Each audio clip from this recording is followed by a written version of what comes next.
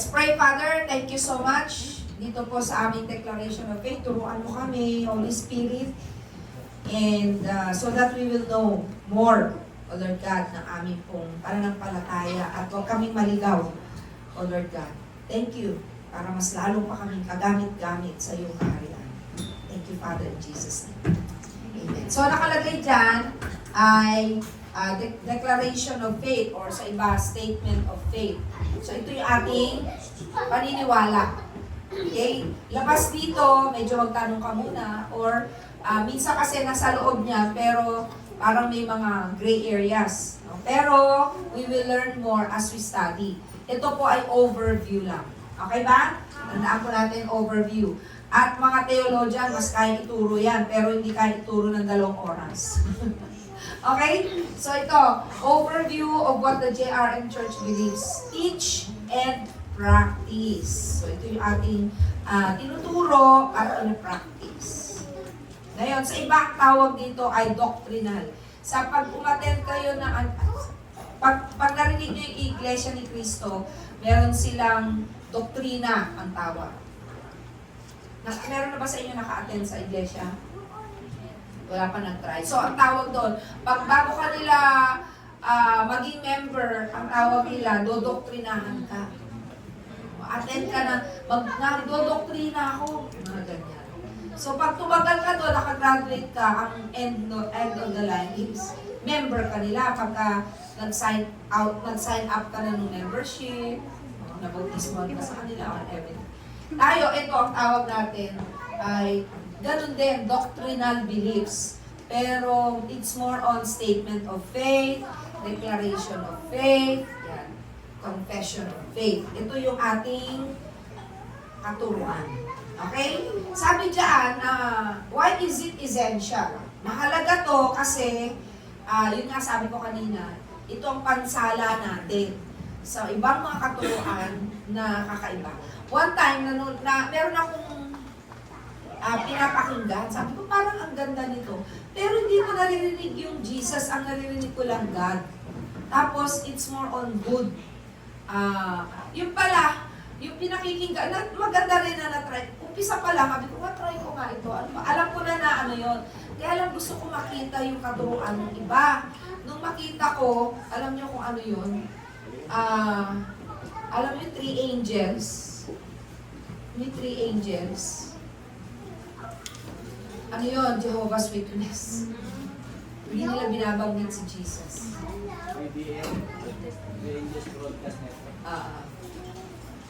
So, minsan magkakamukha ang tunog. Pero, pag pinakinggan mo, parang, pag itong statement of faith na to, alam natin, madidiscern mo na, iba yan. Huwag mo na ituloy. Kasi, baka maingganyo ka. Ano sila magaling mag-engganyo, no? Yung mga kulto, yung mga kultong relihiyon. Dapat alam natin to kasi yung kulto ay ano ba sasabihin? Maraming nag-born again, nakakilala sa Lord, napupunta sa kulto. Bakit? Kasi bukas na ang mata ninyo sa katotohanan. You are very open. At yung mga open na yan ang target ni Satan for deception. Yung mga hindi, wala problema kay Satan nyo kasi nandun na yun nasa kampo na niya Kung kulto na yan, wala problema, hindi na niya yan aatakihin. Pero ang ina-attack niya, yung mga nasa truth, tayo yun. No, you should believe that you are in the truth. Palalalimin nyo na lang, palalawakin nyo na lang, at patataasin. Kaya nga maganda yung symbol ng Christianity, it's the cross. No, yung cross. Palalalimin mo yung knowledge and experience mo with God. With the Word of God. Tapos palalawakin mo ang power and influence ng Kingdom of God. Kaya yung and up, yung intimacy with the Lord. Yun ang mahalaga. Kasi wala kang idadaloy sa iba kung yung intimacy with God. May something wrong. Okay? So, ito ang ating pangsala. Number 1, sabi dyan, doctrinal statements connect the church to its historical Christian roots. Okay? Kaya tayo, ang tinitingnan natin, may mga history tayo, kinukuha. Of course, coming from the Bible. No, yun yung historical truths na sinasabi dito. Yung pagkilos, particular yung sa Acts. Yung sa Acts. Pag tinignan mo yun, yung reference natin, magmula doon sa Book of Acts, tuloy-tuloy. Kasi sabi nila yung Book of Acts, walang katapusan yun. Yung kwento natin ngayon, kasama pa, kadugtong pa doon sa Book of Acts. So, connect the church to its historical roots. Sabi ng 1 Corinthians 15, 3-5, pakibasa nyo. Only you is most important, but I also receive that Christ died for our sins according to the Scriptures, that he was buried, that he was raised on the third day according to the Scriptures, and that he appeared to Cephas, then to the 12. Yan. So si Paul, no, ito yung 1 Corinthians 15, sinulat niya, ibig sabihin, itong doctrinal beliefs natin, wala kang ituturo na wala dyan. Ano yun? Of course, yung gospel. Jesus came, sabi dyan, Christ died for our sins. Yun yung gospel. He was buried and raised from the dead. Okay? So connected. Yung tinuturo natin, pag kami nagturo na si Jesus ay hindi naman totoong namatay, nahimasmasan siya, buhay pa nun, nahimasmasan. So doon pala magpo-question ka na, parang hindi totoo yun. Di ba? Si Jesus, ano lang yan, tao lang yan. Parang hindi naman totoo. Kasi nga, Lord Christ, no? Sabi diyan. So, yun lang ang papasa natin. Okay? Yun lang ipapasa natin. Kasi yun ang na-receive. Ang nagsulat diyan, si Paul. Nung time na yan, di naman siya apostle eh. Outside siya sa 12. Hindi siya kasama doon sa 12. So, ano yun? He received it. He received it from the apostles. Okay, he received it from the early, no, yung early apostles. So, yun din ang ipinapasa niya. Other than that, baka makulto tayo. Delikado. Okay? Next, number 2. Bakit kailangan to? Pakibasa po, number 2. Doctrinal statements teach believers how to think about God and His redeeming work. Yan. So, itong teachings na ito ay, ano niya,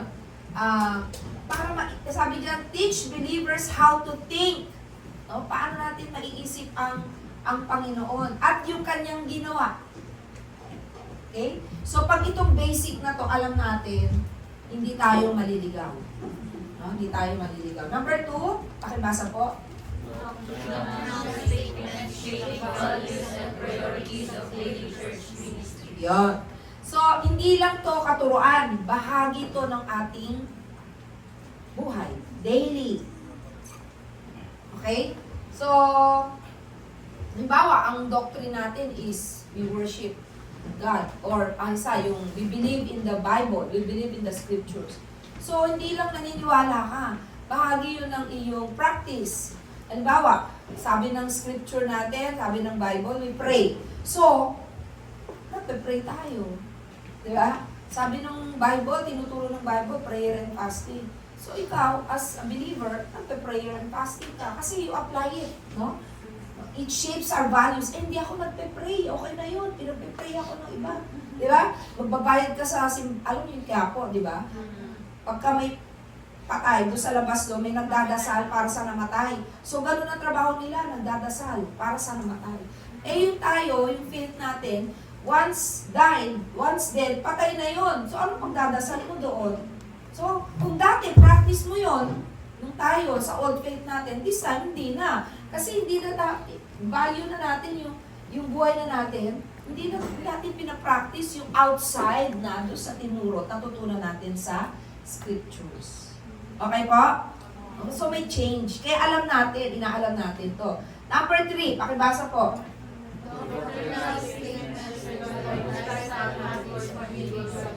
Yun nga sabi ko kanina. Yung doctrine natin yan, yung ating lifestyle. So, yung iba, kung nagsisimba lang pag birthday, pag Pasko, at saka pag may, di ba? Pero ngayon, hindi na. Tinuturo kasi sa ating doktrina natin, na tayo nananalangin. Umaga, tanghali, gabi. Kung nananalangin tayo, no, sa pagkain, nananalangin tayo bago matulog. It becomes our, bakit mo ginagawa yan? Kasi yun yung doktrina natin. Yun yung ating paniniwala. Number 4, pakibasa po.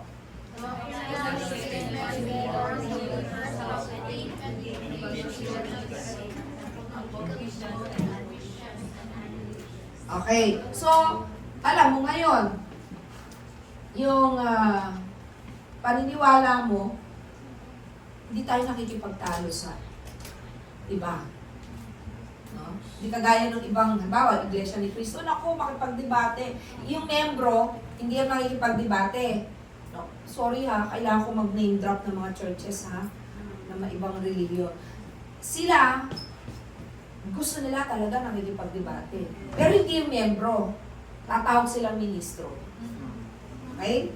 Kasi trained sila na ang membro hindi nakikipag-argumento. Ang gagawin nila, tatawagin ko yung ministro. Ganon. Kasi yung membro hindi pinagawak ng Bible, hindi siya nagbabasa. Ministro lang. Yung trained lang.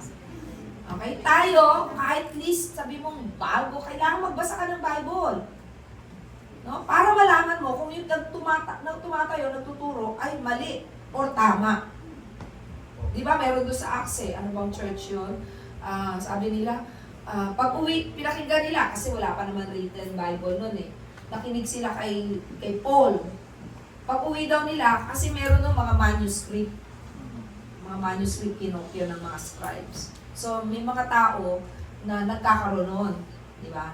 Pag uwi daw nila, tinignan nila yung kanilang mga scriptures. Pareho nung sinasabi ni Paul. So, naniwala sila kay Paul. Okay? Tayo ngayon, sinasabi natin, magbasa ka ng Bible para matutunan mo. Alam mo kung tama yung tinuturo o mali. Okay ba? So, yun ang ibig sabihin niya. Inform believers how to think and engage theologically. Okay? Ako po hindi theologian. Ang ibig sabihin ko ng theologian, ito yung talagang inaaral nila yung Bible, tinitingnan nila yung original Hebrew, at yung original Greek, tapos tinitingnan talaga nila yon kung tama ba. Kaya ngayon marami mga iba-ibang translation, hindi interpretation. Kailangan isa lang interpretation. Pero maraming translation, NIV, ESV, NASB, King James Version. Ngayon, meron pang The Message, meron pang basta ang dami. Pag i-google ninyo dun sa hanapin ninyo yung Bible Gateway, makikita mo doon ang dami-dami pa lang iba-ibang klaseng Bible. English pa lang ang dami na. Iba pang version, ibang language, ang dami. No? Pero dapat hindi yung magkakakontra, iisa lang. Iba-ibang version, pero yun yung theologically and apologetically. Apologetically. Ayun. Kasi, lalo na ngayon, ang daming mga kabataan ang tatalino. Paano mo yung tatapatan? Yung mga tanong nila. Nang hindi mo sila isa-shy away. Kung hindi, mas lalo mo silang ma-attract sa'yo. So, dapat alam mo yung doctrinal beliefs natin. No? Na hindi sila maliligaw.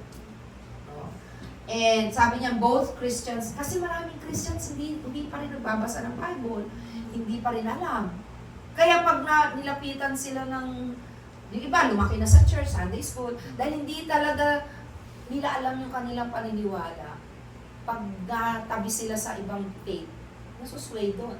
Merong hunger for God. Meron silang thirst for God. Tapos, nasasagot ng ibang religion, yung mga tanong nila, mapupunta sila doon. Kaya tayo as leaders, we should know our beliefs.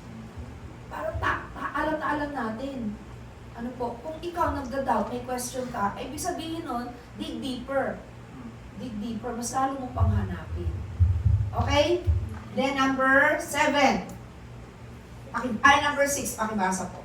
Doctrinal statements build a framework for unity among church members. Yun. No? May unity. Meron daw isang church. Ano bang church yan? Doon yun sa Amerika eh. May umattend, Latter-day Saints, Church of the, yung mga Mormons. Uma-attend daw siya. Parang kay ano siya uma-attend eh. Chuck Swindoll. Narinig ko yung story kay Chuck Swindoll. Sabi niya, ang ginawa daw niya, this skip hate seek. Mind you, modern na to.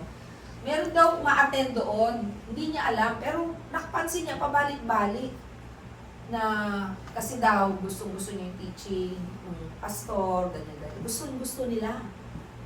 Kaya lang, nalaman niya, kasi may itim dito, alam niyo yung mga Mormon, merong name tag. No, dati yun, lumalakad, mga puti lang, mga foreigner lang. Later on, meron na silang mini-mentor, may disciple na sila na Filipino. No, doon yan sa ano. So, kasi yung foreigner na yon, nagtitrain sila ng mga Filipino. Pero actually, yung mga Mormons na yan, galing sa Amerika, mga kabataan din, tinitrain lang din yung dito. Ini-disciple, i-expose sila dito, papayagan sila ng magulang nila, bigyan sila ng budget and everything, para ano sila, ma-disciple, yung ma-test nila yung faith nila. Pero ang goal is mag-disciple, mag-evangelize. Tapos meron silang body-body na Filipino. It could be younger or it could be older. Pero ang dating noon, mas magaling sila kasi meron silang tinuturuan. So, mga 3 to 5 years dito yun sa Pilipinas. Para lang ma-test yung kanilang paniniwala. Imagine mga Mormons yun, ha? Mga Mormons. Meron pa nga silang pelikula, ang ganda eh. Pinanood ko eh. Nung bandang huli, nakalagay, a movie by the Church of the Latter-day Saints. Pero ang ganda kasi good works kasi sila eh. Good works ang faith nila. Okay, mamaya makikita natin yun. Bakit kulang or hindi tama. So, builds unity. Imagine mo may nakaupo dyan na Iglesia ni Cristo. Ano kaya ang dating nun? Pag tumayo at nagtanong o nag-share. Gulo. Di ba? Alam mo, yung kwento ko kanina, yung kay Skip Hatesy, ang ginawa niya, pinaalis niya. Pinaalis niya sa, okay, thank you. Hindi naman siya kumausap. May mga leaders na siya na inano nila, yung kinorner na nila. Thank you for coming, but you cannot, unless ma-born again kayo, you can come back. Pero yung to come here, kasi may ibang ibig sabihin yun eh. Inaaral sila eh. Inaaral sila. Inaaral nila paano yun kukontrahin. Para yung mga miyembro nila, sabihin nila, ay, ito ang turo ng mga evangelical, ito ang turo ng mga Christian. Ito tayo, hindi natin ginagawa. Yun. So, ganun ang ginagawa nila. Tayo, palagi ko hindi sa atin, kasi intact tayo doon sa faith natin. Nalalaman natin na may mali yung teaching ng ibang reliyon kasi pag narinig na natin sila, ay, hindi kami ganun.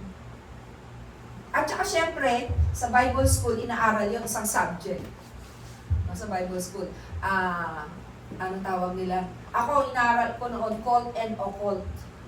So, i-research mo yun. May mga books naman na nasa library na ito ang faith ng mga Jehovah's Witnesses, ito ang faith ng mga Mormons, ito ang faith ng Iglesia ni Cristo, ito ang faith ng mga kulto, occults. So, may mga books na tayo available. Kaya lang, di naman yan free na binibenta sa mga any bookstores. Yan, mga Christian bookstore lang din na bibili yan. And very limited. Kasi binibili lang yan ng mga Bible school students. Or kung ayaw mo, doon ka mag-aral sa sa Bible school.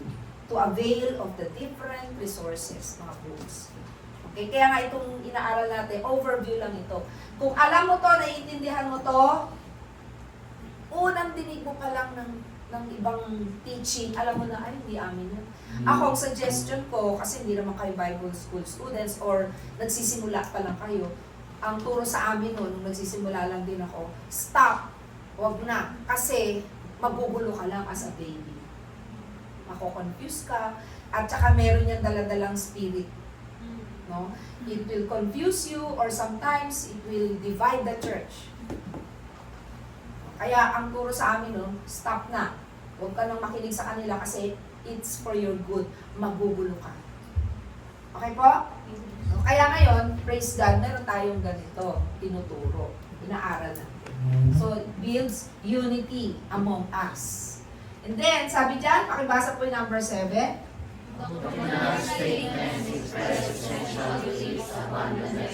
Yun. So, tayo, dalawang klaseng next generation yan. Next generation will be the new believers na pupunta dito. No? Ituturo nyo din yun. Okay? Tapos, yung next generation talaga, yung mga anak-anak nyo. Huwag nyo hayaan sila sa Sunday school. Kasi part yun ng inyong lifestyle. No? Ito, ang Kristiyano, hati dito. Wala, hindi naman masama, hindi rin mabuti. Sasabihin mo yung mga Kristiyano, hindi ako makain ng dugo. Kasi tinubos tayo ng dugo ni Jesus. Okay? Tapos sasabihin, isa, hindi ako makain ng dugo. Kasi, sabi ng medicine, dugo ang pinakamadumi. Sasabihin ng isa, kumakain ako ng dugo kasi nilinis na ng dugo ni Jesus. Diba? Nasa Acts yun eh.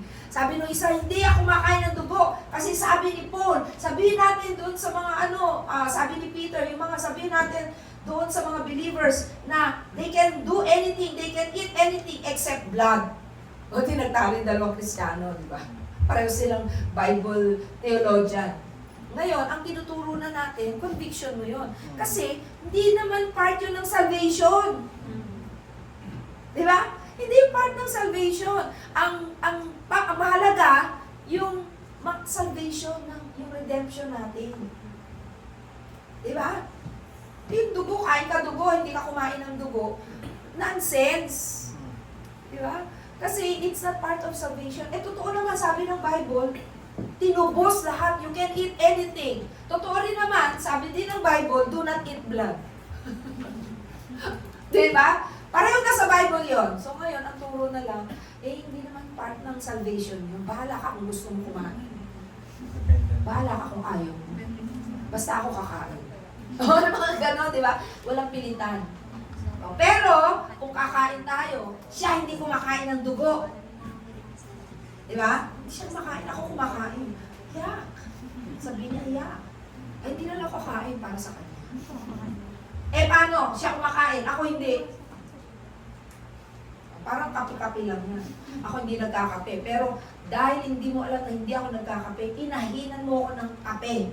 Inom ako. Huwag lang laso. Di ba? Kasi hindi naman part ng salvation. Sabi din ng Paul yun, sabi niya, kung ikakapahamak ng kapatid mo, yung pagkain mo, ay di huwag mo nang kainin, kasi papahamak siya. Okay po? Yan. So, okay na. Ayun. Ipasa mo yan.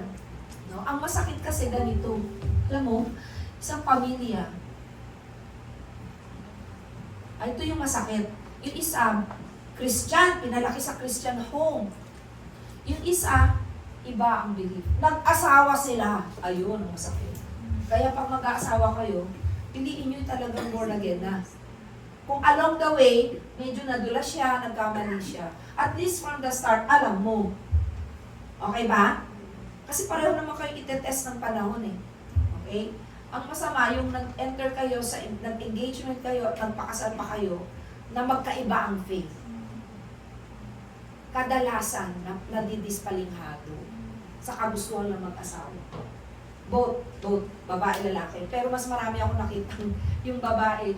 Dahil sa kagustuhan mag-asawa, kahit ang ginagawa ng mga lalaki, sasama yan sa'yo. Sa church. Akala mo born again.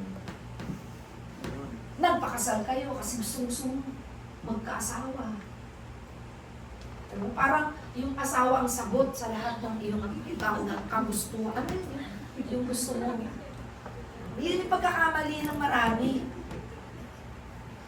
Eh sa dami na nakita kong gano'n, sasabihan mo, sis, hindi asawa ang sagot. O yun, totoo. Hindi mabila sa daliri yung nakita kong gano'n. Saka gusto mong mag-asawa, 40 years old nag-asawa, nakakita ng lalaki, dating lasenggo, nung sila daw ay bumait, hindi na umiinom, nawala ang bisyo, sama na sama sa church. Nung sila na ay nakasal, wala, hindi mo na siya makikita sa church. Kasi yung lumabas na yung tunay na kulay ng lalaki. Hinigpitan na siya, bumalik yung pag-inom-inom, yung mga bisyo, at meron pang abuse. Diba? Meron din namang hindi lahat, yun ang ginaya nila, pero konti lang. Bilang lang.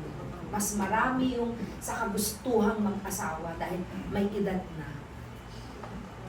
Kahit sino na lang. Kahit sino na lang. kaya matanda na ako, alam ko baka may nasasagasaan ako sa nagsasabi na lang ako ng totoo. Ha? Nung bata-bata ako, ingat ako, sorry ako na sorry. Hindi na ako magsasorry kasi marami na ako nakitang nadispalingado. No? Hindi nakinig. Nakakalungkot. Meron pa nga ako nakita, gano'n naman. Yun naman, extreme. Sabi nung isa, kung talagang kayo, huwag muna kayo, magpalago muna kayo kay Lord. Abay, sumunod naman sila sa kanilang pastor. Nagpalago ang babae, nagpangalago ang lalaki. Okay, pareho silang lumago. Di ba? Good news yun, di ba? Kaya lang sumubrang tagal ng pastor. Sabi niya, pwede ba 5 taon pa? Ay, matanda na sila pareho. Na-test na nila yung sarili nila na pareho na silang naglingkod sa Panginoon. Hindi, tinuloy nila yung buhay nila. Hindi na sila sumama doon. Kasi 5 taon pa! Sabi niya, para ma-test kung kayo talaga, ay, nabuhay, hindi na. Sabi nila, hindi na po kami makakapaghintay ng 5 taon. Diba? Tested na yung lalaki, tested na yung babae, nag-break sila eh. Para lang magpalago sa Lord. Kaya lang, napatunayan na nila ang isa't isa. Sumunod na sila kay pastor. Dami kong kwento ha. Kasi ngayon na tayo nagsama. Yung mga kwento ko, naikwento ko na ng marami. Okay, start na tayo. Number 1. Pakibasa number 1. Believe There is one God who is infinitely perfect, existing eternally in 3 persons, Father, Son, and Holy Spirit. Okay. Basahin nyo na yan, nakopyahin nyo yan. Overview lang ang sinishare ko. You copy the notes, yung mga verses. Okay? Yung mga verses na yan, i-explain ko na lang sa inyo ng isang explanation. No? Sabi dyan sa Deuteronomy 6:4, Hear, O Israel, the Lord our God, the Lord is one. Okay? Dahil narinig nyo, is one, hindi tayo oneness. Trinitarian tayo. Okay? Sabi dyan, existing eternally in 3 persons, Father, Son, Holy Ghost. Sabi nila, wala naman sa Bible yung Trinity. Wala nga yung word na Trinity. Pero implied na from the beginning, God. In the beginning, God. Tapos, ang Diyos lang. Pero, according to the theologians, si Jesus, nandun na siya from the beginning. Kaya, Jehovah, ang pangalan ni Jesus, Jehoshua, the Savior. So, from the start, si Jesus nandun na. Sabi ng Genesis, let us make man. Let us. Bakit us? So, sabi ng mga theologian, wala rin sinabing 3 ang Diyos. Pero 3 ang revealed, Father, Son, Holy Spirit. O kaya lang, tapos ng scriptures, wala nang dadagdag. Yun lang ang revealed, Father, Son, Holy Spirit. According to what they have done. Sabi ng mga theologians, Father, pero sabi ganun, I saw the 4th man, yung sa scripture sa Shadrach, Meshach, Abednego. Inaral nila yun, may 4th man. Yung, di ba, nung tinapon na sila sa pugon, may isa pang tao doon. Di ba? Ang Diyos, no one had seen God. Kaya sabi ni Jesus, I have seen the Father, I and the Father are one. Pero magkaiba sila. Meaning, yung unity nila sa kanilang purpose, sa kanilang existence as eternal, they are one. Ganon. So, yung Holy Spirit, sabi, let us make. Sabi doon, nung mga Bible scholars, yung Holy Spirit doon, yung Ruach, that is the breath of God. So, ang tao, lupa, binuo ng Diyos. Tapos, God created everything by word. Let there be, let the sun, let there be sun, let the lights by day, light by night, and yung mga stars, di ba? By word lang yan. Pero yung man, binuo niya yan. Sabi niya, by the hand of God. Anong hand? Kahit anong hand pa yan. Basta yun ang sabi ng Bible. Pero, ang pinakamaganda nun, and God breathed, and man became a living soul. So yung hininga na yan, it comes from the Holy Spirit. That's God. Kaya yung buhay natin, part of us is God. We are not God. Pero may mga reliyon, sinasabi, Christian to na pinanganak sa mga born again, sa mga evangelical, sa mga Christian. Ang belief na nila, you are God. Kasi yung hininga galing sa iyo. We are gods. O, imagine. So, Christian yon, evangelical. Tapos, dahil sa kanilang interpretation ng scriptures, naging kulto sila. Kasi dumating doon sa point na lahat na tayo Diyos. Because of the breath. Eh, hindi ganun na interpretation nun. No? We have one God, Father, Son, Holy Spirit. There is only one God. Pero hindi tayo yun. Hiningan tayo ng Diyos. Yun yung breath of life. Kaya tayo, naiintindihan natin yung scriptures kasi may part in us na galing sa Diyos at yun yung Holy Spirit. Hindi yung Holy Spirit lang, the breath of the Holy Spirit. Kaya tayo naiintindihan natin yung scriptures kasi spiritual yan, naiintindihan natin. Kaya lang sinasabi ko sa inyo, mag-ingat kayo. Kasi pagka may ibang belief na napunta sa inyo, you are open to anything, delikado pag hindi mo alam yung truth. Pwede kang ma-sway, ma-influence. Okay? So, this unites us. Pinag-iisa tayo nitong confession of, this is our confession, this is our faith. Okay? So, Trinitarian tayo. We believe that there is one God who is infinitely perfect. So, perfect siya. Wala siyang kasalanan, wala siyang mali, hindi siya nagkakamali. Perfect. Existing. No, hindi siya kokotang isip, hindi siya ginawa ng tao. Di ba? Hindi siya gawa ng kaisipan ng tao. Hindi. Eternal siya. Existing na siya. Actually, wala siyang beginning. And wala siyang end. No? Father, Son, and Holy Spirit. Okay? So, nakopyan nyo na yung verses. Basahin nyo na yan. Overview lang po yung binibigay ko sa inyo. Next, yan. Meron palang polytheism. Kasi tinuro ko to last year pa sa aming church. Okay? Is polytheism scriptural? Are there many gods or one? Pag sinabing poly, madami. Sino dito ang may polycystic? Sinasabi.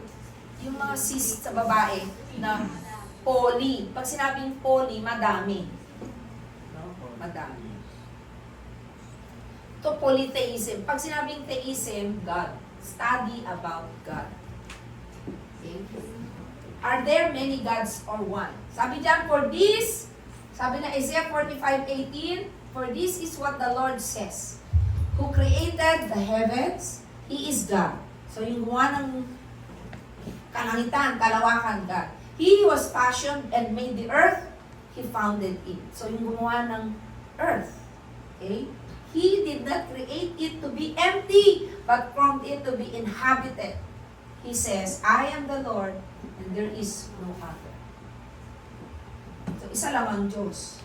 Gumawa ng langit, gumawa ng lupa, at lahat-lahat ng bagay, sabi niya sa Isaiah 45:18, isa lang siya. So, hindi pwedeng polytheism. Hindi marami. Isa lang. Eh, bakit may Father, Son, Holy Spirit? Yung kanilang essence, the essence of God. He is Father, He is Son, He is the Holy Spirit. Yung sabi ko kanina, oneness. Yung oneness, ganito ang sinasabi. Si Father, naging Son, nagkatawang tao. Si Son, umakyat sa langit, naging Holy Spirit. So, yun yung oneness. Sila Kibuloy, sila, ano ba pangalan nun? Yung pumunta sa bundok. Si Marcel, ano? Almeida. Almeida. Yan, mga oneness yan. Ay, oneness ka? Kamag-anak pa naman kita. O, sabi ko sa inyo, sorry at adaan ako yung ibang religion Almeida. Namit ko yung Almeida. Galing siya doon? Naging kipuloy. Naging, hindi, ganito yan. Kasi he is searching for God. Now he is in the truth.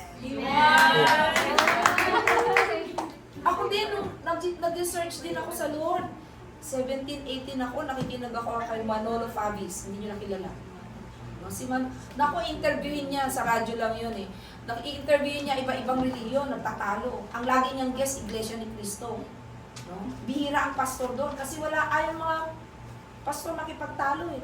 Kaya lang ini-invite sila ni Manolo Favis para daw sa mga searching for truth. Walang nananalo talaga doon. Sila nagtatalo-talo doon, may programa sa radyo. Pero yung mga nakikinig sa kanila mas lalong nalilito. Ha? So, ganyan din ako noon. Nag-espiritista pa ako. Di ba? Kasi seeking eh. And God knows who are seeking. Itidirect ka niya talaga sa truth. Kailangan, open ka lang din talaga sa Kanya. Okay? So yan. There is only one God. Hindi polytheistic. Hindi madami. Sabi ng 1 Corinthians 8:4. Pakibasa po.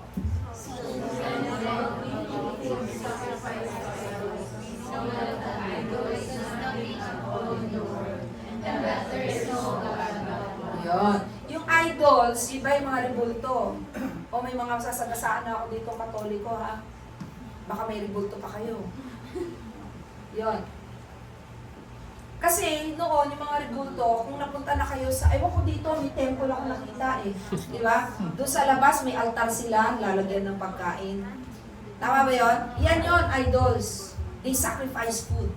Kaya lang, mga Jews dati, pag yung food na yan, sinacrifice na sa idols, bawal kainin yan. Masama. No? Kaya lang dumating dyan sa Corinthians, ay hindi na masama yung kainin. Yung idol nga, pinapakain eh. Ako walang pagkain. Kakainin ko. Di ba? Yun ay naging thinking nila. Kaya sabi nila, wala nang masama kasi lugasan ng dugo ni Jesus. So, conviction na tawag dyan.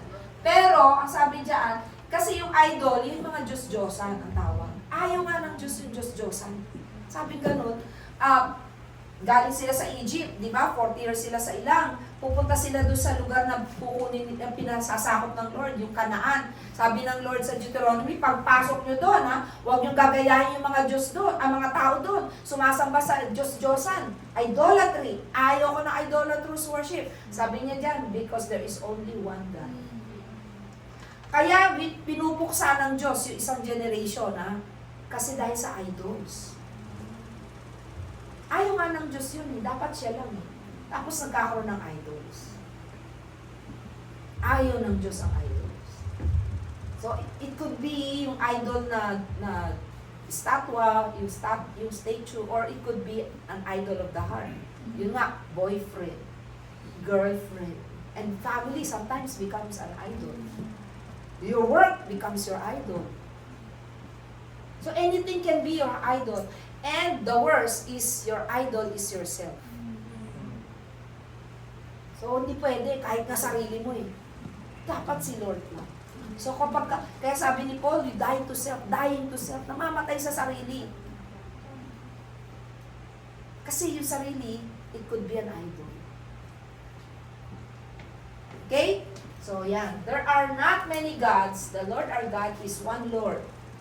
It is not monotheism as of the Muslims. Ano bang term niya? Sa Muslim kasi isa lang eh. Si Allah. Pero maraming pagtatalo dito eh. Yung sa missiology, sabi nila, iba yung Allah, iba yung Lord natin. Pangalan pa lang, spelling iba na. Sabi naman nung other extreme na mga Christian, hindi, paano mo masosolvin yung mga Muslim? Siyempre, makikiisa ka doon sa Allah nila. Kasi doon lang tayo united, one God eh. So magkakaiba dito, pareho tayong misyonero. O ngayon, hindi ako makakomment kasi hindi naman ako missionary to the Muslim. Sabi ko, doon na lang ako sa safe na I believe in Jesus.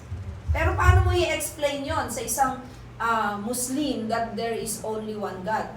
Sila one God din. So, maraming studies. Paano mo i-explain sa isang Muslim that there is only one God? It requires another study. Inaaral talaga din. Pero the good news is this, marami ng Muslim ngayon, nabuborn na din. Marami. Kaso nga lang, it will be equivalent to their future. Yung iba, dinidisinherit. Kasi aalisin na. Kung papatlayasin ka, kung hindi ka isusuko doon sa kanilang imam na paparusahan ka. So, mahirap din. Ibang branch yun ng study. Okay? Yung isang missiologist na kakilala ko, sabi niya, no, kailangan mawala sa kanya si Allah. Kailangan si Jesus lang. Kasi yun na-experience nila sa mission. Okay? So, karne-karne yung tinuturo ko sa inyo. Pagka sobrang karne na, hindi nyo manguya, tagilan na natin. Kasi nasa number 1 pa lang tayo. Okay ba? Ayan. So, pagkaiba po yun. Kaya nga tayo, dapat strong and firm tayo. Jesus. Jesus. Saka Muslim, you can soul win a Muslim. Ang Jesus lang. Kasi si Jesus nasa Quran nila. They believe in Jesus. As a prophet, as a good teacher. But not God. Ang God nila si Allah. So, it requires much study for you to evangelize or soul win a Muslim. Okay po ba? Gising pa kayo? Antok pa kayo eh. Ano yan? Labanan nyo yan. Labanan nyo. Okay, Godhead. Ito yan. Natulog na.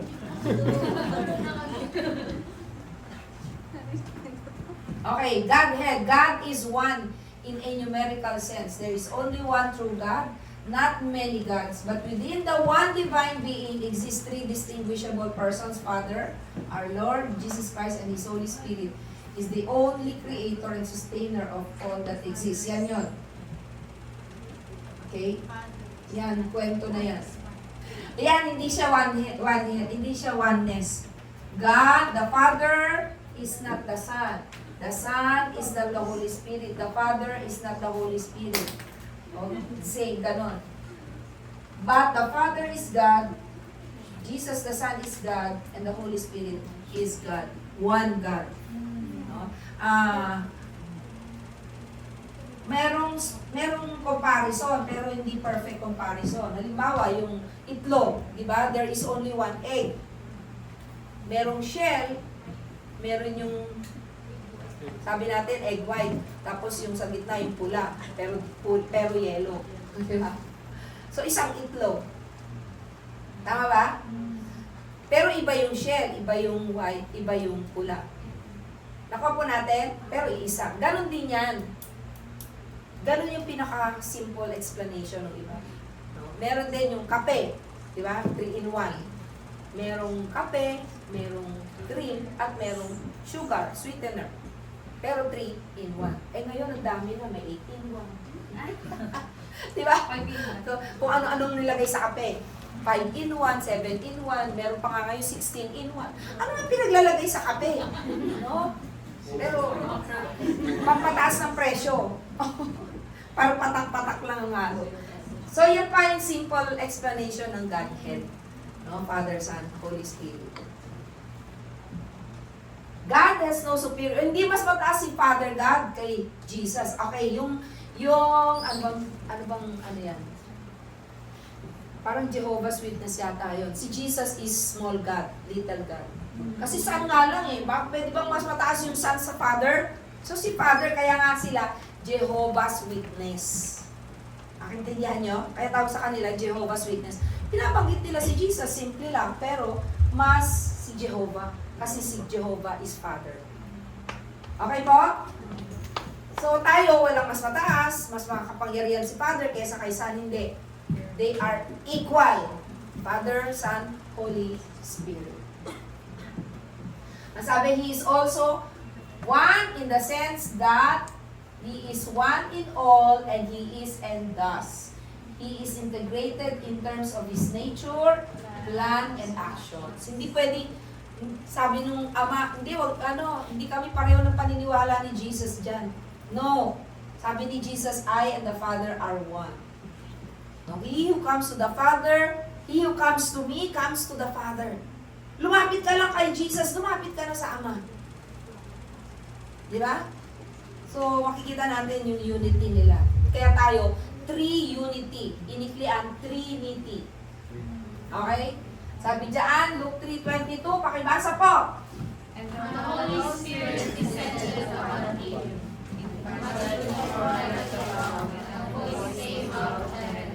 You are my beloved Son, and in you I am well pleased. Ayan. Ito yung classic example sa New Testament. Diba? And the Holy Spirit descended upon. Ano yung tsura ng Holy Spirit? Yung dove. Nakita ni John. No? Yung dove pumunta kay Jesus. Tapos in bodily form, sino yon? Si Jesus. Diba? Yung dove, the Holy Spirit. Tapos narinig ni John. Sabi niya, you are my son, my beloved son. So nagsalita, narinig ni John. Binautismohan si Jesus. May narinig ako. You are my beloved son. In you I am well pleased. Sabi niya gano'n. Tapos, si Jesus yun. Tapos nakita yung Holy Spirit. Pumunta kay Jesus. Okay po? Umuwi na sila. Okay. Kala ko, inantok na. Joke. Okay, so yan. Yan yung example ng scriptures. Next po, 1 Peter 1:2. Pakibasa po. Ay, balik. Yan. Pakibasa po, papagising. According to the Sanctifying work of the Spirit, to obey Jesus Christ and to be sprinkled with His blood. May grace and peace be yours in the fullest measure. next po, ang sabi dyan, the three. Okay, sabi dyan, according to the foreknowledge of God the Father, alam ng Father God yung salvation. By the sanctifying work of the Holy Spirit. Ngayon, kaya tayo nagpapatuloy because of the Holy Spirit, sanctifying work. To obey, sino? Jesus Christ. Tayo ay na-born again through His blood. By grace. By grace lahat yan. Okay po? So, pag binasa niyo yung New Testament, yung mga script, yung mga, ano tawag dito? Epistles, doon yung makikita. No? Palit-palit doon. May the grace and peace of the Father and the Son. Mga ganyan, di ba? Bakit hindi yung binanggit yung Holy Spirit? Basahin mo buo yan. Mamaya puro Holy Spirit na tinutukoy dyan. Okay? Next po. Number 2. We believe in the deity. Pag binabasa niyo yung word na deity, ibig sabihin pagka-Diyos. Pagka-Diyos ni Jesus. We believe in the deity of Jesus Christ, conceived by the Holy Spirit and born through virgin birth, died on the cross for our sin as a substitutionary sacrifice, and through His blood, all who believe in Him are justified. He arose from the dead and now seated at the right hand of the Father as our great high priest. He will come again to establish His kingdom and to reign forever. So yan po yung mga verses, hindi na natin babasahin. Yan yung binanggit ko kanina sa Philippians chapter 2, no, about the humanity of the Lord Jesus Christ. John 1:1, in the beginning, pakibasa po, in the beginning, The Word was God. The Word was God. Okay, yung number 1, ang tinukoy natin doon, yung Trinity. We believe in the Father, the Son, and the Holy Spirit. Dito naman, we believe in the person of the Lord Jesus Christ. That He is God, He is man. Yun po. And we believe in the gospel. Ano yung gospel? Sabi diyan, He died, He rose again from the dead. Okay, masyadong malawak po yung kwento na yan. Pero yan yung overview. Okay? Sabi diyan, alam niyo yung Apostles' Creed? Sige. Catholic school ka. Ako din, Catholic school nung elementary. Kaya nung college, nung high school ako, pagka merong misa, ako ang, Edna, di ba alam mo yan? Di ba? Nagro-rosaryo, ganyan. Dasal ng dasal. Edna, ikaw magbasa. Mga ganyan. Di ba? Kasi yun ang nakalakihan ko eh.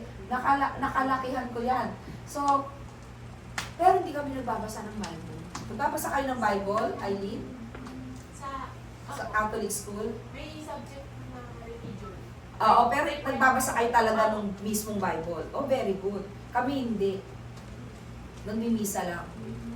Ang basa namin ng Bible sa misa, may misal. So, ako na-assign doon. Pag First Friday, Mass, ako na-assign doon. Reading according to the Gospel of John. Reading according to the Gospel of Luke. Kapraso lang yon. Tapos hindi ko pa nakita, meron palang totoong Bible. Nakakita lang ako ng totoong Bible nung naboborn na na ako. Yun. Hindi nitong doon sa amin ng Bible. Binabasa lang misal. Okay? So, good. Sa kanila, binaaral na yung Bible. Di ba? Kami wala. Yan. Sabi dyan, substitution. Ayan, di ba? Sabi, I believe, ano ba yun? Natandaan mo pa? Ay, hindi na! I believe in God, the Father Almighty, Creator of heaven and earth. Alam mo yan. Sige, simulan mo. I believe in God, the Father Almighty, Creator of heaven and earth. And in Jesus Christ, born of the Holy Son, born of the Virgin Mary, suffered under Pontius Pilate, was crucified, died, and was buried. He rose again from the dead. He descended into hell. On the third day, he rose again from the dead and ascended into heaven, seated at the right hand of the Father. Ano na? From there, he will come to judge the living and the dead. Ayun, pinapasa pala eh. Sige. Tama, di ba? Search niya. Tapos, ano kasunod niya? Tapos, I believe in the Holy Spirit, the Holy Catholic Church, the communion of saints, the forgiveness of sins, and the resurrection of the body, and the life everlasting. Okay. Yung Catholic Church dyan, inangkin niya ng Romans. Di ba Catholic? Ang ibig sabihin ng Catholic, universal. Kaya kasama tayo doon sa Catholic. It's not the Roman Catholic Church. Kasama tayo doon sa Catholic. Those who believe in that creed. Okay ba? Kaya tignan mo walang Roman. Kasi yan ay Apostles' Creed na pinag-agrihan ng mga apostles nung unang panahon ang tinatawag Nicene Creed. Nagkaisa sila. Na, ito ang faith natin ha. Ito yung faith natin. Ito yung faith natin. Tama ba? Okay ba? So, inangkin niya ng Catholic. Although talaga naman sa kanila rin, kasi inapprove ang Universal Church noon ay Rome ang nag-approve. Kasi hindi na nila mapigil. Yung mga Kristiyano, pinapatay na nila, lalo dumadami. Pinipersecute na, pinalalayas na, everything, pinahirapan, lumadami lalo. So, ang ginawa nila, si Constantine, let's make it our universal religion. So, naging malaya na lahat. Ginawa ng universal religion eh. Hindi na nila mapigil, lalong dumadami. So, ginawa nilang, tapos dahil sa kalayaan na yon, yan, pinanganak yan, lahat ng mga Christians, nagsama-sama, isulat natin to para hindi makalimutan, ipapasa sa next generation. Ito ang faith natin. Yan yun, Apostles' Creed. Okay po? Naintindihan nyo? Kasi nung time na yan, buhay pa yung mga na-original. So, galing yan sa original. Tapos, napasa-pasa. Yan yung kabuuan ng New Testament. Yung faith natin. Okay? So, we believe in Jesus Christ. Kaso, after noon, sa history, 200 years, 300 years, pinanganak na yung mga kulto. Kasi nga, hindi na hindi na natili dyan. Marami na kung ano-anong pumasok. Na yung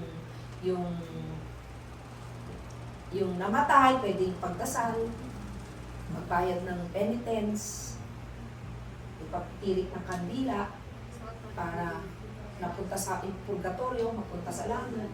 Yun ang pinanganak ng mga bago. Kasi, naging pinaghalo-halo na yung mga religion.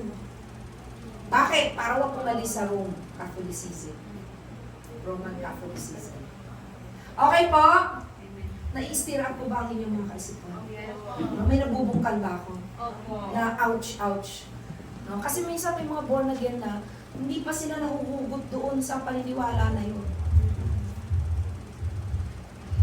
Tagal ng Kristiyano, born again, pero yung pa rin siya. Ina-practice niya pa yun. Meron pa akong alam na punta sa ibang bansa, walang ano doon, walang Christian, puro Catholic. Sabi niya, wala akong magawa ate. Yun lang meron doon, ako nagsisimba.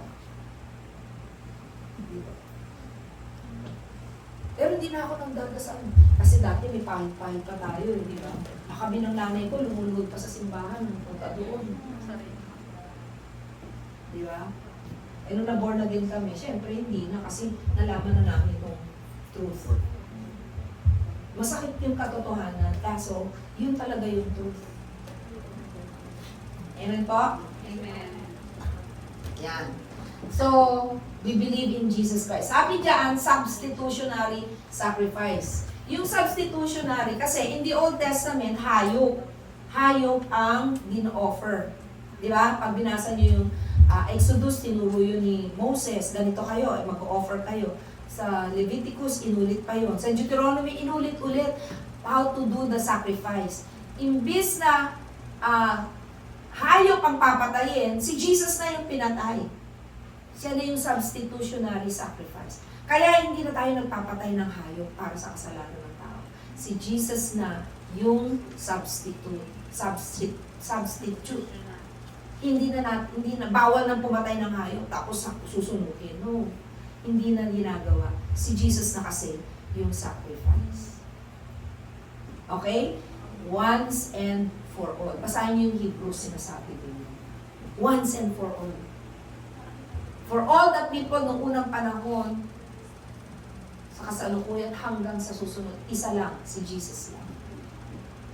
Okay? Sabi dyan, and through His blood, all who believe in Him are justified. So yung nung unang panahon sa Old Testament, papatay sila ng hayop taon-taon. Isang beses, papasok yung high priest, tatlo yan. No? Ito yung temple o yung tabernacle. Yung mga tao sa labas, yung ang tawag doon, outer court. So, diyan ang mga babae, diyan ang mga bata, diyan ang mga foreigner. Pero ang nakakapasok sa second place, yung holy place, yung mga priest. Pero merong isang place, isa lang nakakapasok, high priest. Papasok doon yung high priest, ibisik-bisik niya yung mga dugo doon. No, walang kuryente pero maliwanag because the presence of God is there. Biniwisik yung dugo doon sa kaba ng tipan, yung Ark of the Covenant. Okay? Eh wala na yung temple. Saan na gagawin yun? Binasak na yun.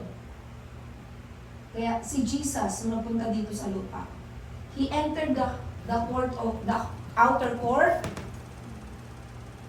He entered the holy place, and He entered the most holy place or the holy of holies. Asan yung sacrifice? Siya yung sacrifice. Wala nang sacrifice ng hayop. Siya na yung sacrifice. Yun ang sabi ng Hebrews. Kaya sabi niya, He is the high priest. Siya na yung priest, siya pa yung sacrifice. Di ba ang galing? Di ba ang galing? Siya na yung priest, siya pa yung sacrifice. And He will come again to establish His kingdom to reign forever. That's the gospel. The gospel is Jesus Christ. He is the substitute. He is our high priest. He came as a man. He ascended into heaven. He is coming again. So, other than that, magtanong ka, parang hindi ganun yung tinuro sa amin.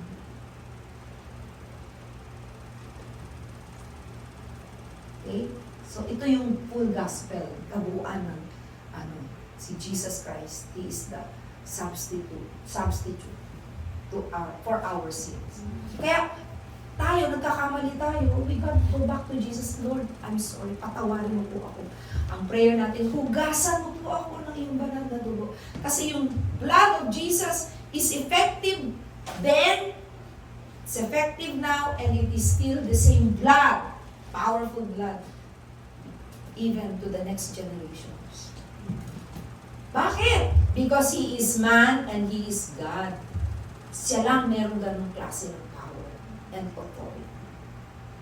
That's what, because He is God. Okay, next po. How could the changeless God become? merong typo error dyan. Aman.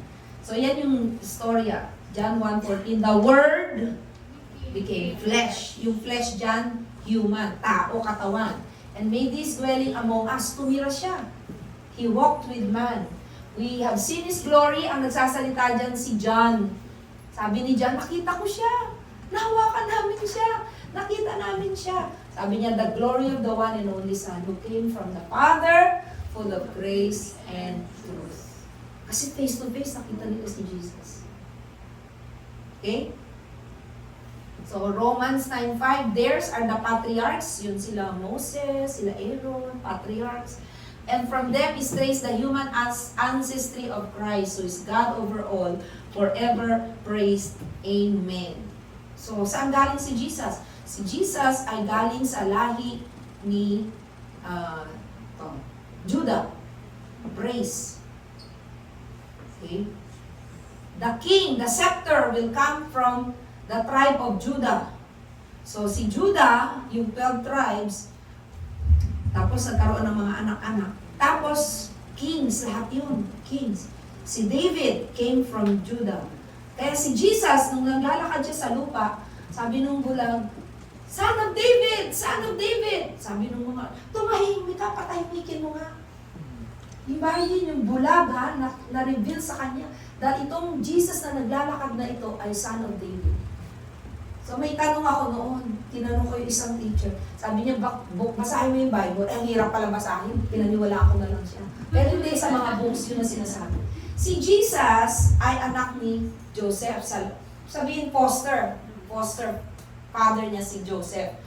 Pag tinrace mo si Joseph, di ba, siya ay from the tribe of Judah.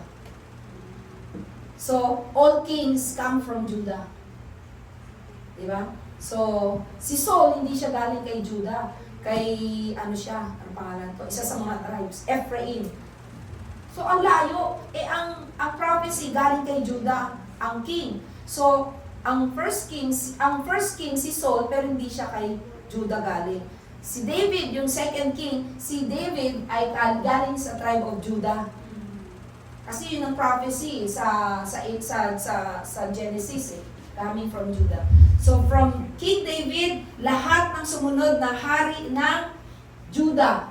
Kasi yung Israel, nahati yan. Naging northern and southern. Yung north, yung isa, Judah ang pangalan. Yung isa, Israel ang pangalan. Yung 10 tribes, yung tribe ni Judah at saka ni Ephraim, yun yung Judah. Yung others, yung 10 tribes, yun yung Israel.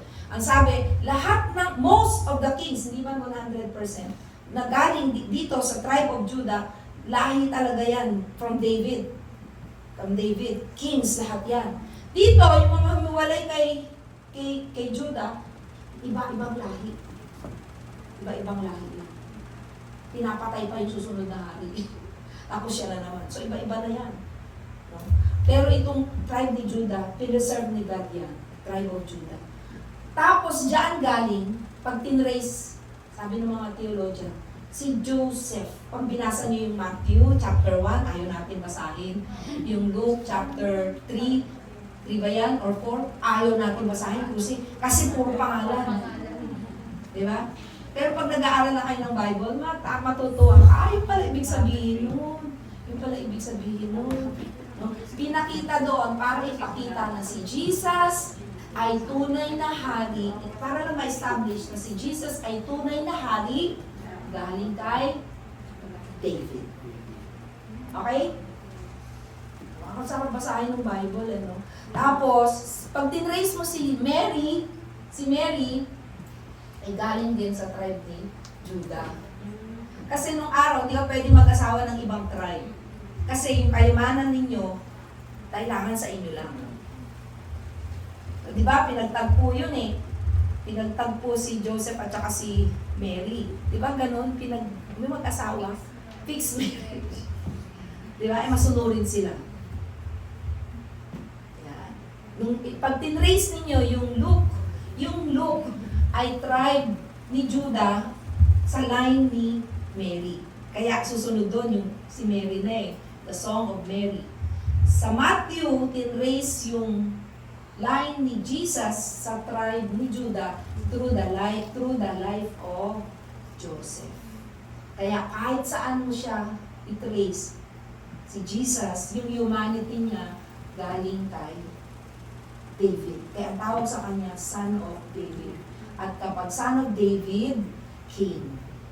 In-establish lang ng Bible, Jesus is hindi lang King of the universe, even by humanity, because He is from the tribe of Judah, the line of kings.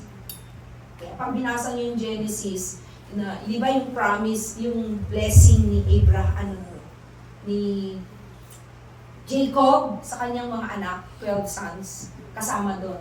Oh, you, Judah, the scepter will come from you. Yung scepter doon, ibig sabihin, the scepter of the king.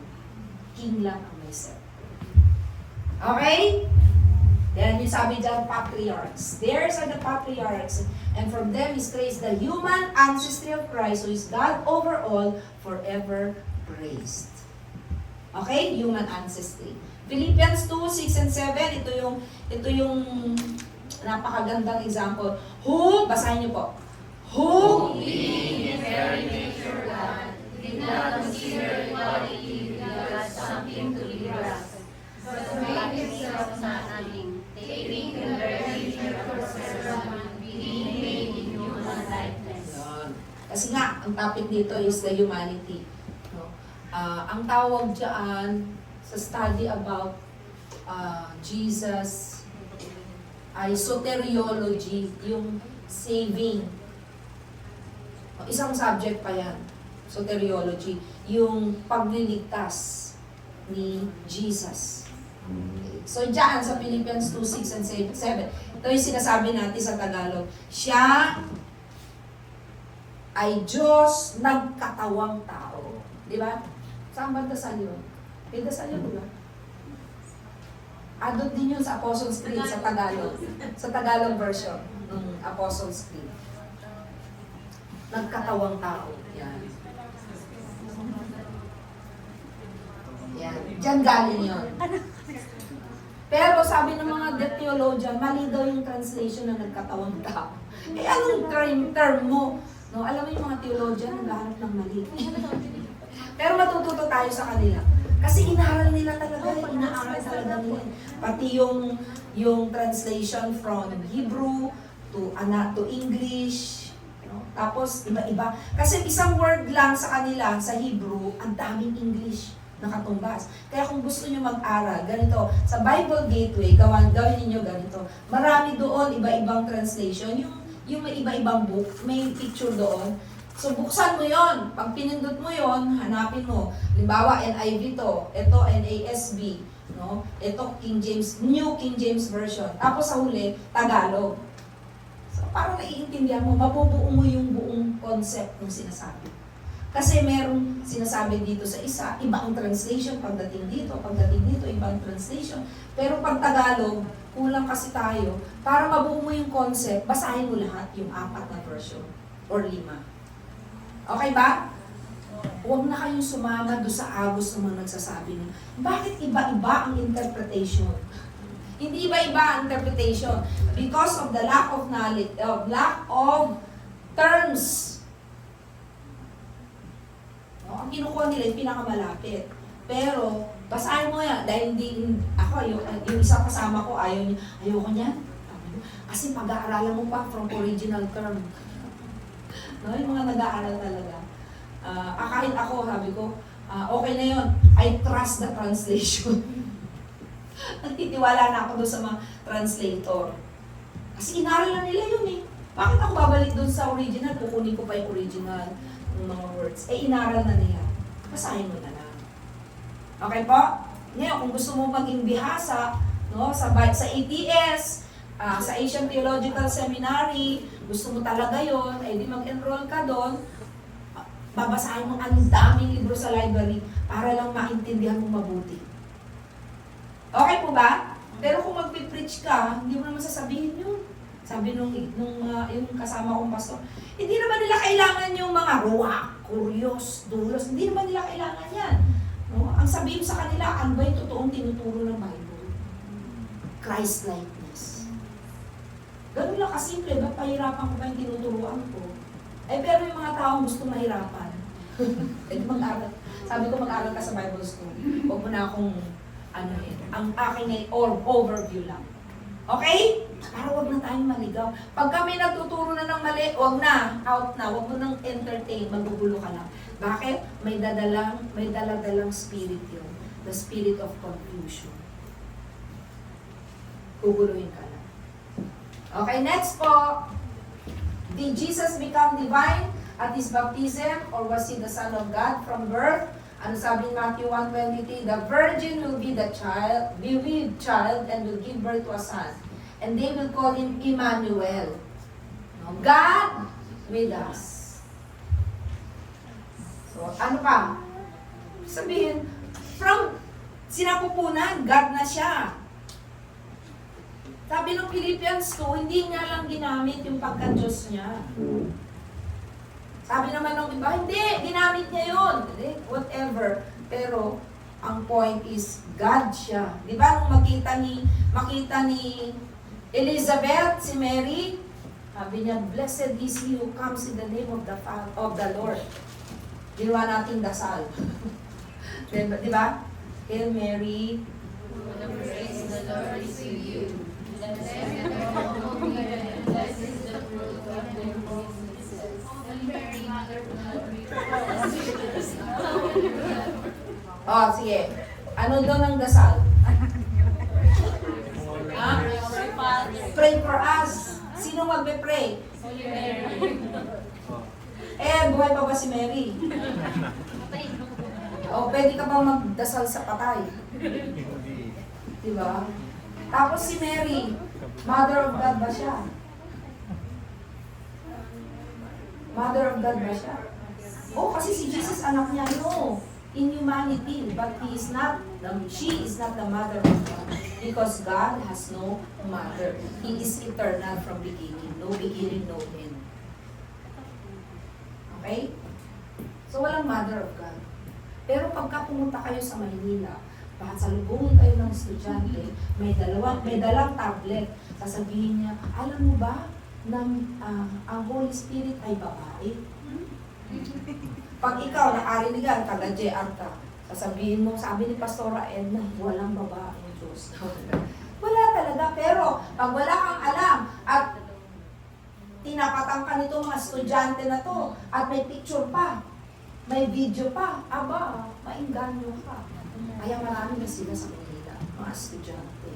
Ang kanilang dinagamit. Holy Spirit is a woman. Diba? So walang gender ang Diyos. Walang gender ang Diyos. Hindi male or female. Walang gender. Para sa mga theologian, sila mas makaka-explain. Walang gender ang Diyos. Okay? Ganun lang muna kasimple. Punta kayo sa ATS, paano? Ang daming babasahin. Ang liliit ng letra. Tamad ko pang magbasa pag maliliit letra. Ayoko nang magbasa. Parang nagsasara yung utak ko. Ang liliit. Okay. Pero praise God, ngayon pwede na kayong mag-aral sa YouTube. Sabi ko lang sa inyo, dapat ito alam ninyo. Kasi bago kayo pumunta sa YouTube. Kasi baka mamaya iba na yun, Jehovah's Witness or Oneness or hindi nyo alam, iniba lang ang boses, si Kibuloy pala yun.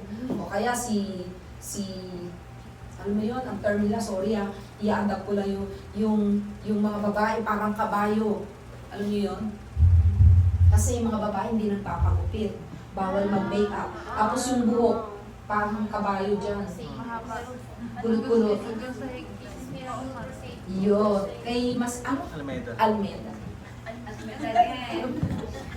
Diba? Mahaba book nila, pastora. Totoo.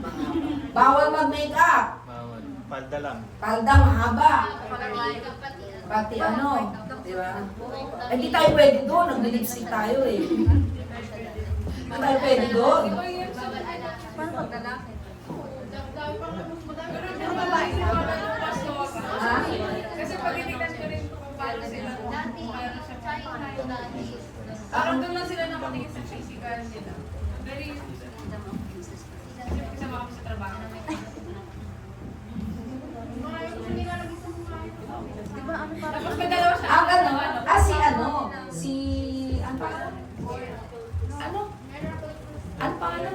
Almeida. Almeida.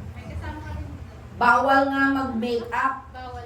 Pero nagme-makeup siya. Bakit? Tanong nyo, bakit? Bakit?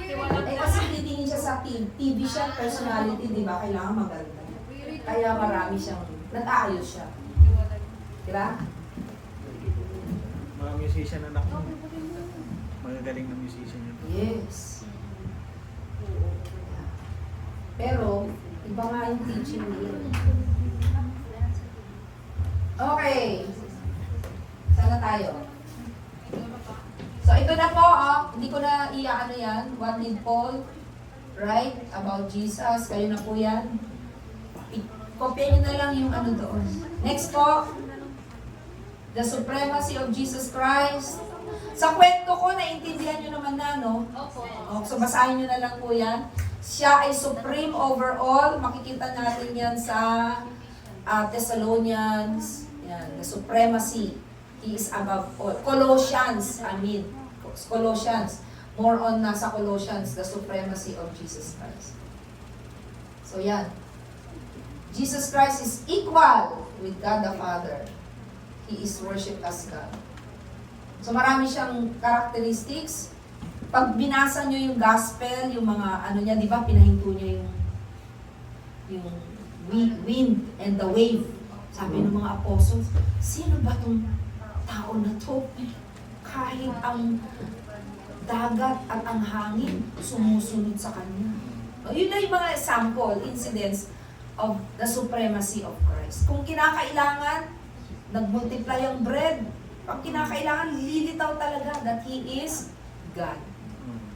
Okay? Sige po, next po. Number 3. Wow. Sabi ko kasi, hanggang 4 tayo. Mean na 4, wala yan eh. Tapusin natin yung 4. O kaya kahit 3. Hanggang 3:30 lang tayo, Pastora, no? Okay, we believe. Basahin po natin. Ready, go. We believe in the Holy Spirit as a divine person, sent for the believers to will the right peace, power, and invincible mercy, of righteousness and of judgment. Yan. Sabi dyan, kanina, Father, Trinity. Pangalawa, Jesus Christ. Ito, Holy Spirit naman. Mahalaga to na maintindihan natin to. Tsaka, solid tayo ng faith dito kasi itong inaatake ng mga kultong relihiyon. Itong portion na to, yung Father, Son, Holy Spirit. Kaya pag hindi tayo solid dito, naku, magugulo tayo. Okay? Magugulo tayo. About the Holy Spirit. Peter said, sabi niya sa Acts 5:3-4, Ananias, how is it that Satan has so filled your heart that you have lied to the Holy Spirit and have kept for yourself some of the money you received for the land? You have not lied just to human beings but to God. Okay? Si Ananias kasi, di ba siya yung nagbenta ng lupa, sila ni asawa niya sa pila. Tapos sabi ni Peter, sabi ni Ananias, sabi ni Peter, ito lang ba yung pinagbentahan? Sabi niya, ito ba yung pinagbentahan? Sabi niya, opo, yan na po yung pinagbentahan ng lupa. Kasi no, nagbebenta sila lupa, dinadala sa Apostles' Feet. Tapos yun ang ginagamit sa missions, maraming nawala ng trabaho, nawala ng bahay, ng negosyo, yun ang pampakain nila para makasurvive ang early church. Kaso, si Ananias may portion na hindi niya binigay. Kaya sabi ni Peter, sa'yo naman yan eh, bakit kailangan pa magsinungaling? Tinanong siya, sabi niya, bakit mo inayaan si Satanas na yung puso mo ay mapuspos ng kasinungalingan? You have kept yourself some of the money used. Paano niya nalaman yun? Kasi nga, through the Holy Spirit. It was revealed by the Holy Spirit to Peter. Sabi ng Holy Spirit, nagsisinungaling yan. Hindi totoo na binigay niya sa'yo yung dapat ibigay. Meron siyang itinabi sa kanya. Sabi ni Peter, sa'yo naman yan, ba't kailangan mo pang magsinungaling? Ang point dito is, na-discern ni Peter through the Holy Spirit. Ngayon, nasa panahon na tayo, we can discern the Holy Spirit. Now, another subject na naman yun. No, it's about the Holy Spirit. Pero meron yan, madadaanan natin yan, parang number 7 or 6 dun sa ano. Pero next Sunday na natin aralin.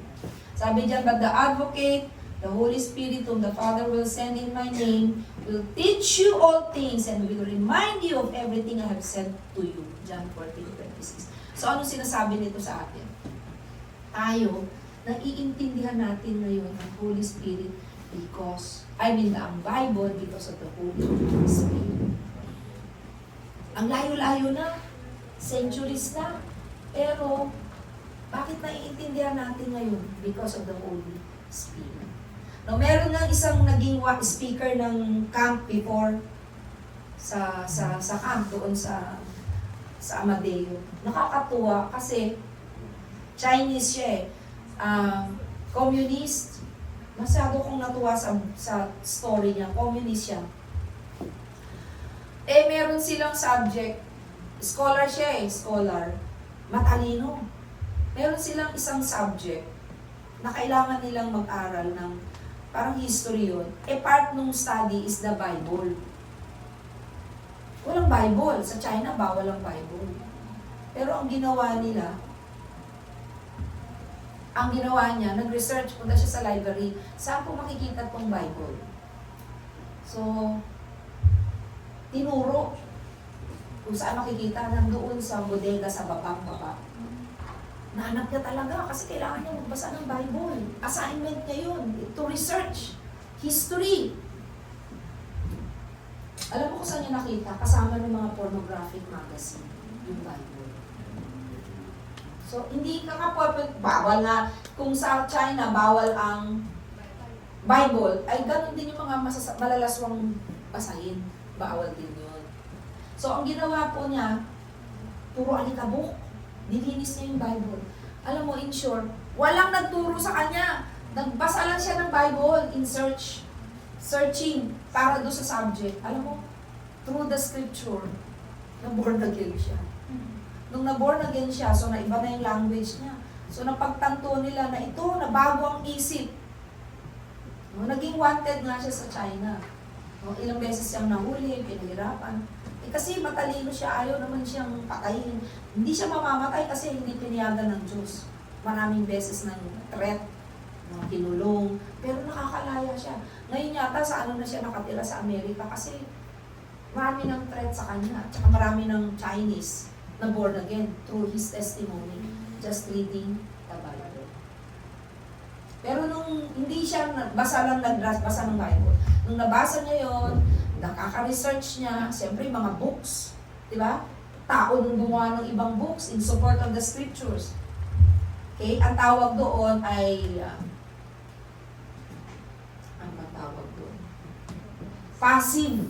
passive mentor. Pag nagbabasa kayo ng Bible, ay ng ibang libro about the scriptures, about the Bible, ang tawag doon passive mentoring. Hindi nyo nakilala yung author, hindi nyo na-meet yung author, pero natututo kayo sa kanilang mga books. Passive mentoring yun. Kahit nga yung author na yun, patay na yun. Passive mentoring, tinuturuan ka niya sa kanyang writings na inaral niya through the scriptures. So, ganun ang nangyari sa kanya. Natuto siya sa ibang mga writings. Ito yung scriptures, binasa niya, there is life. There is life. Pero, pinahintulutan ng Diyos na makabasa pa siya ng ibang books explaining the scriptures. Kasi uhong siya eh. No? Ang ganda ng scriptures.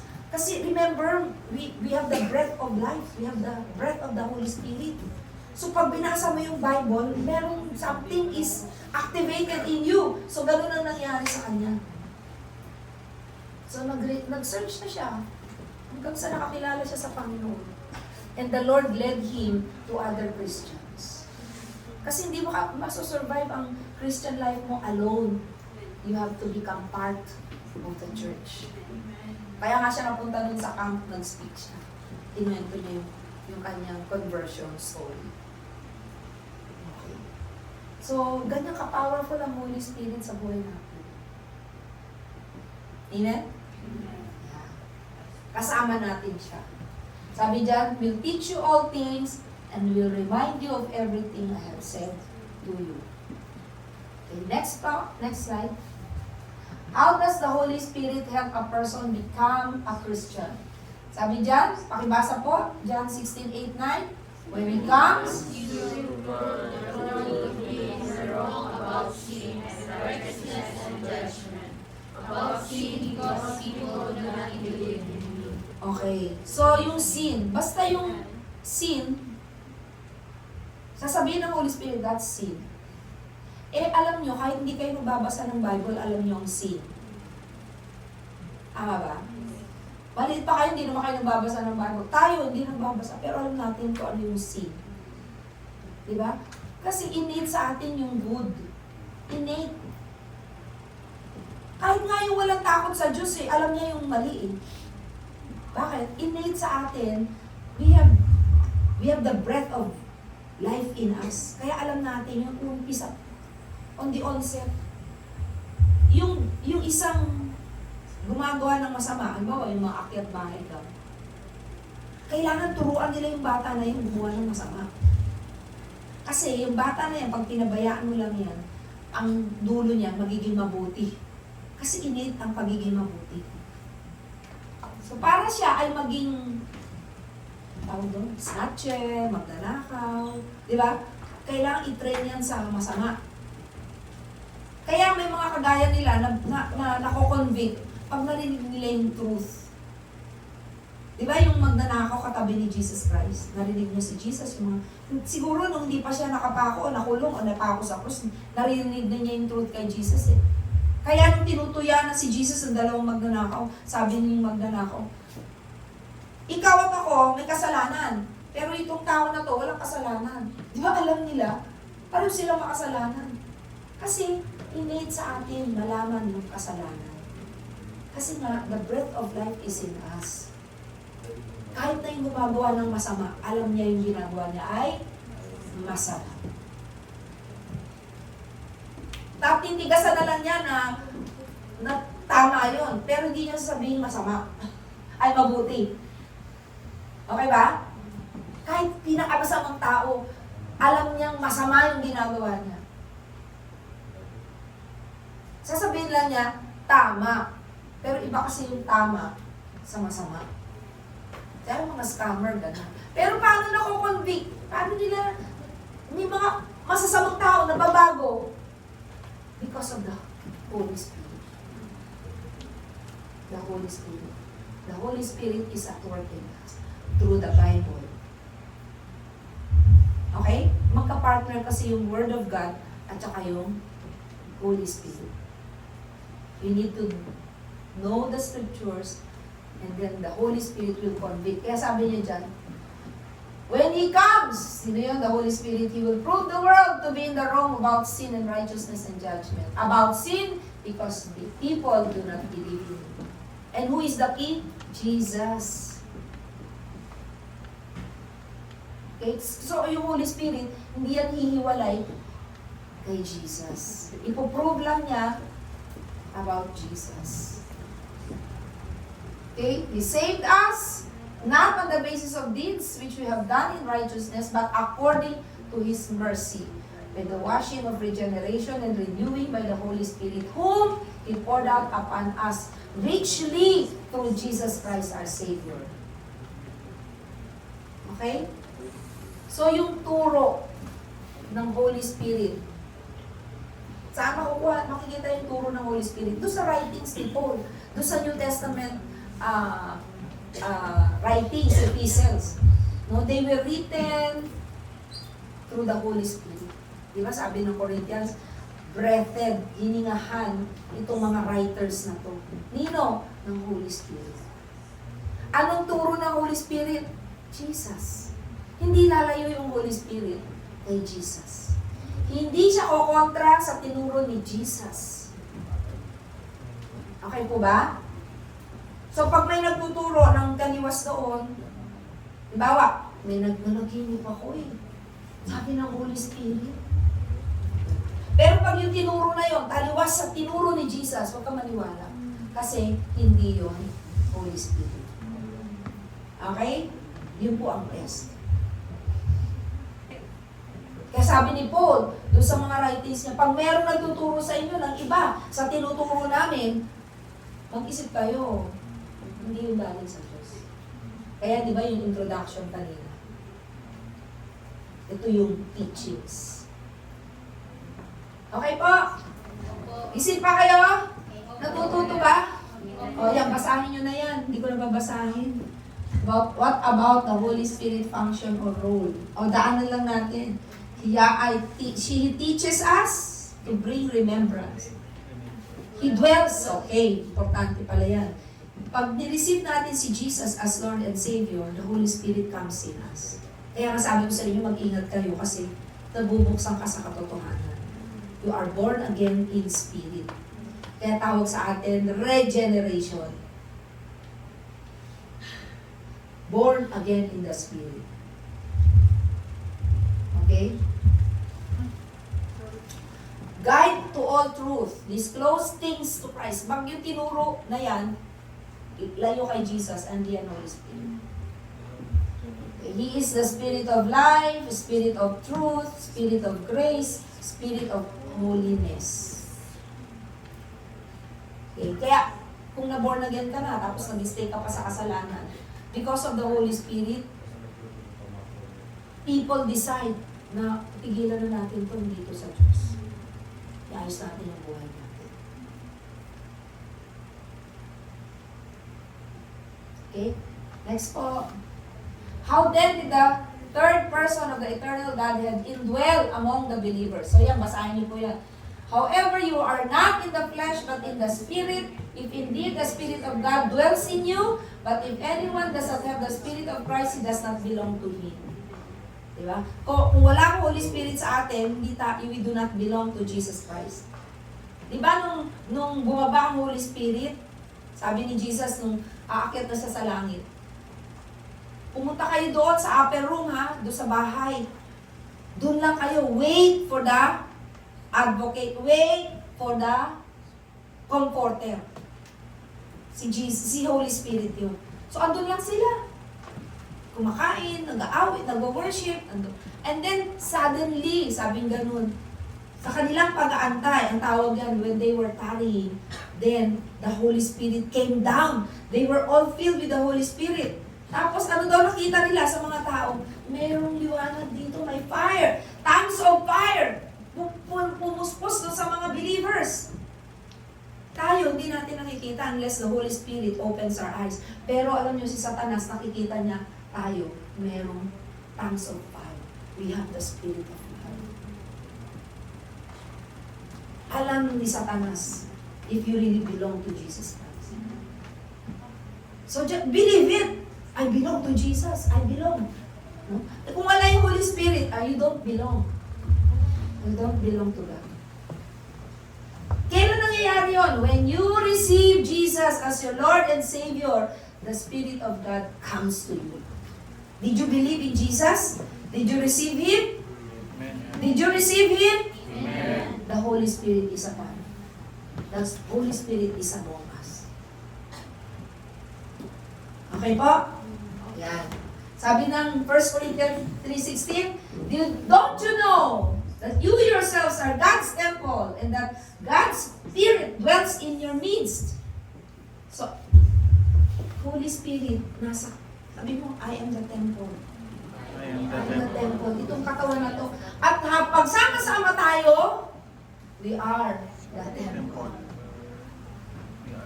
Okay ba? We worship God because we are the temple. Amen? May kanta kami noon eh. I am the temple, I am the temple, I am the temple of the Holy Ghost. I am the temple, I am the temple, I am the temple of the Holy Ghost. We are the temple, we are the temple, we are the temple of the Holy Ghost. We are the temple, we are the temple, we are the temple of the Holy Ghost. La la la. Noon, kasarap lang kantahin. Pero ngayon, hindi lang masarap kantahin. Totoong totoo. Sa akin for 40 years na born again ako. Sabi ko, Lord, totoo. Hindi ko, basta naniniwala lang ako. Pero ngayon, I cherish that truth. Hindi na ako naniniwala. I cherish that truth. Okay? So, don't you know? Don't you know? Don't you know you are the temple? Nagutan niyo ba yun? Kung nagsasang, don't you know you are the temple? Don't you know you are the temple? You are the temple of the Holy Ghost. Pambata yan, pang Sunday school. Alam mo? Building up, you are the temple. Building up, we are the temple. Building up, we are the temple. We are the temple of the Holy Ghost. La la la, la la la la la la, la la la la la la, la la la la la. Ganyan na kami na born again noon. Ngayon ang mga kanta, sobrang komplikado na. Di ba? Okay. Nag-enjoy ba kayo sa Holy Spirit? So, I'm not making stories. Ayun, may mga nakakaalam eh. Oh, we are the temple of the Holy Ghost, Holy Spirit. Kaya, sabi diyan sa Corinthians, ingatan mo yung katawan mo kasi yan ay templo. Pag binasa niyo yung 1 Corinthians chapter 6 naman, sabi gano'n, pagka sinira mo yung katawan mo, sisirain na ng Diyos yung katawan mo. Sabi daw, ibang version ng matatanda, pag hindi mo iningatan yung katawan mo, tutulungan ka ng Diyos para masira yan.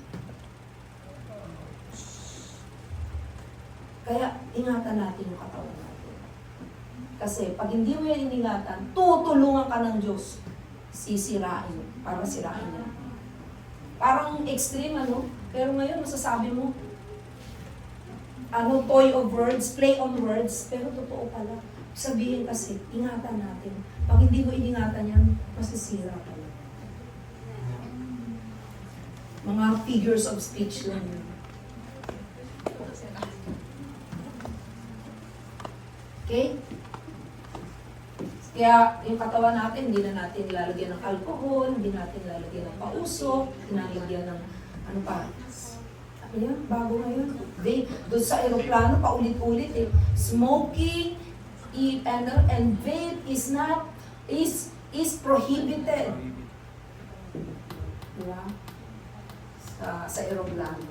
Sabi nila, safe. Hindi siya safe. Kasi hindi yun natural sa ating katawan. Chemicals nga yun. Sabi nila, safe. Bad habit yung tawag doon. Okay? And in Him, you two are being built together to become a dwelling in which God lives by His Spirit. Okay? So, pagkasama-sama tayo, we become the temple, and then the Holy Spirit comes. He is enthroned in our worship, in our praises. Okay? Yeah. So ngayon, natatlo yan, Father, Son, Holy Spirit. Why do you need to be filled with the Holy Spirit? It is a command. Sabi ganon, wait for the Comforter. Tapos nung sa Acts chapter 2, bumaba na yung Holy Spirit sa kanila. Then they had seen tongues of fire and they were filled with the Holy Spirit. Para saan? After that, they were filled with the Holy Spirit. They were scattered. Dumating na yung persecution. Wherever they go, they have the power.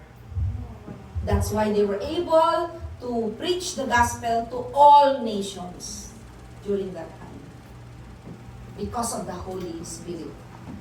The fruit of the Spirit is never an end in itself, but only a means to the end that we win men and women to Christ, which in turn will bring glory and honor to Him.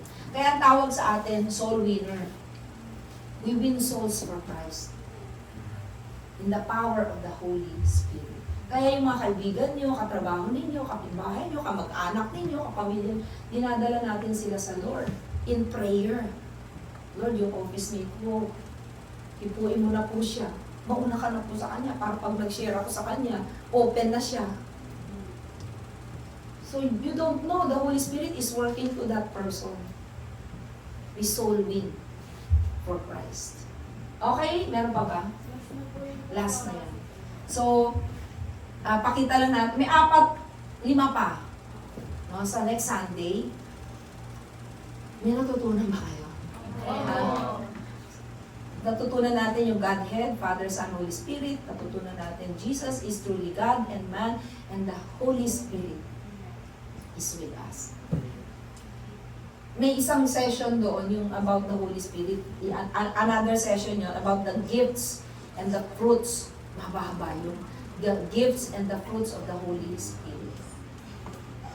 Okay, dadaanan lang natin yun. Alam ko, ibang number yun, DNG. Phase 2 din yung phase 2. Okay? Sige. May tanong ba kayo? Magtanong kayo kasi pag hindi kayo nagtanong, malilito kayo. Ano po? Ano?